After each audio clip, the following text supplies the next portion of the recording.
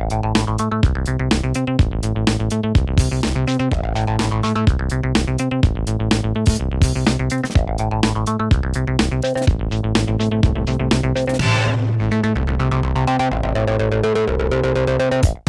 je crée du bijou depuis 1996, sur un premier temps pour la haute couture, le musée des Arts Déco à Paris et d'autres musées, d'autres créateurs aussi. J'ai débuté ce métier en me situant par rapport en fait à ce que je trouvais sur le marché.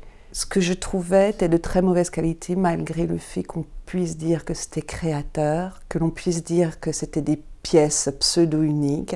C'était surtout des pièces made in, le in de peut-être un petit peu partout et nulle part, et de très très mauvaise qualité. Tout au début, j'ai travaillé avec Christian Lacroix, enfin tout au début pendant une période de 10 ans quand même, 2 fois par an sur les collections haute couture. Alors, ma collaboration avec Christian Lacroix était assez riche dans le sens où on se retrouve en face de soi-même et en face enfin du monde professionnel, c'est-à-dire du monde qui va nous rapporter quelque chose et nous permettre de vivre, parce que sans vendre, on ne vit pas.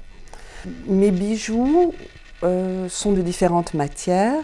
Je crée en pierre fine, je crée en strass Swarovski brasé à l'argent, je crée en résine, donc je réalise mes résines, mes perles, je crée en pâte de verre, je réalise mes pâtes de verre. C'est assez large et ça rend fou. Ça rend fou parce que la création n'arrête jamais. On a toujours et toujours envie de faire. Je crée toujours en faisant une collection. Collection va être le collier, le sautoir, le ras du cou, boucle d'oreille, broche, bague, bracelet. Je vais vraiment partout, partout.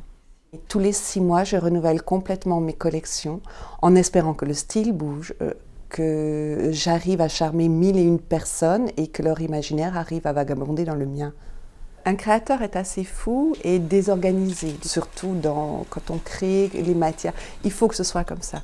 Si à un moment donné, les collections ne sont pas un minimum ordonnées, c'est un désordre complet. Le désordre doit être dans les matériaux, dans la création, dans la phase créative. Et ensuite, une fois présenté et prêt à partir, à venir parer le coup d'une cliente, il faut que ce soit parfait et organisé. Pour créer des bijoux, le temps est variable. Je peux passer de 400 heures sur une pièce à 2 heures sur une pièce, ou une demi-heure. Je détesterais m'enfermer dans un style, mais certainement mes clientes vont dire qu'il est foisonnant, qu'il est fou, que l'on ne trouve pas ces pièces ailleurs. Lors de mon salon à Londres, c'était « oh, very different », « it's extraordinaire », etc., etc.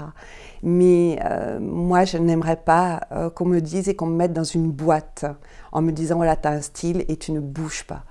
Moi, j'ouvre mes tiroirs, je voyage. Je voyage d'un univers à l'autre. Je peux aller sur le style glamour, romantique, slave, ethnique, et le voyage se passe. Maintenant, à moi aussi d'emmener les autres sur ce voyage, de les emmener dans mon univers.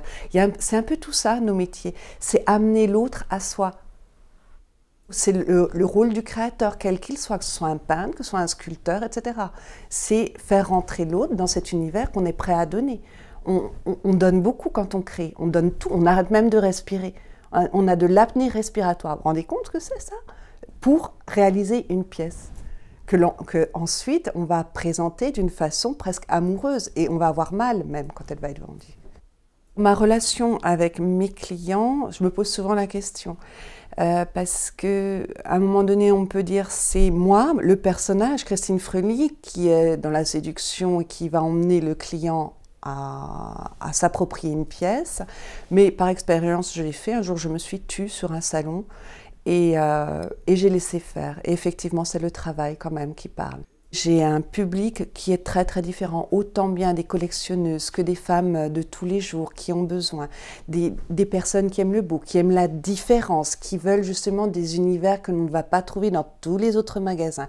L'univers du bijou, c'est réellement quelque chose qui va vous appartenir, qui va vous correspondre, qui va réellement flatter et mettre en valeur toute votre personne, votre personnalité.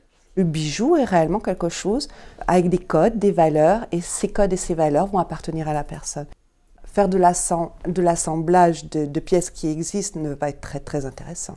Par contre, réaliser des matières qui n'existent pas sur le commerce ou chez d'autres créateurs, ensuite les assembler, trouver des techniques, soit la soudure, soit une technique beaucoup plus simple, un clou tourné et qui va faire l'assemblage, pourquoi pas? Il faut qu'il y ait une cohérence, il faut qu'il y ait une lisibilité, il faut qu'il y ait une mobilité.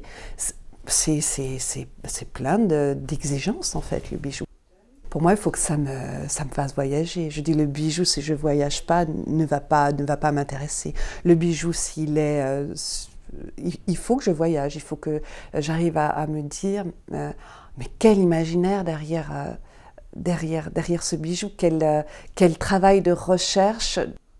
Le métier de créateur est plaisant. Je pense déjà que quand on a l'âme créatrice, quel bonheur de pouvoir réaliser, de voir naître des pièces absolument pleines de lumière, pleines de couleurs et qui vont être portées.